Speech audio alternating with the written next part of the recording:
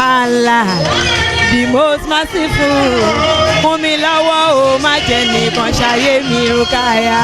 Ẹ̀yin tèmi, orúkọ tèmi ni Alájà Rukayat Aláwìyé Bàṣírí lò.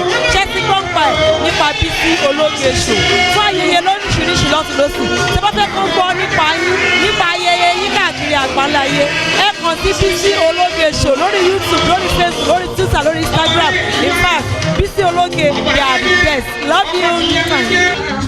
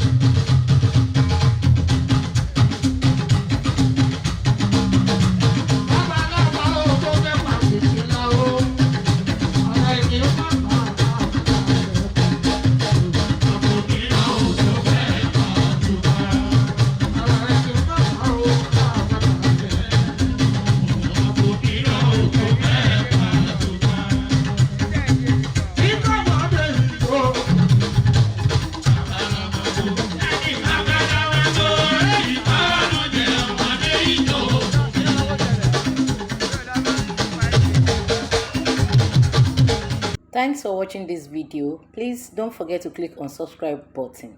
Kindly comment and share. We drop new videos daily. Thank you. God bless you.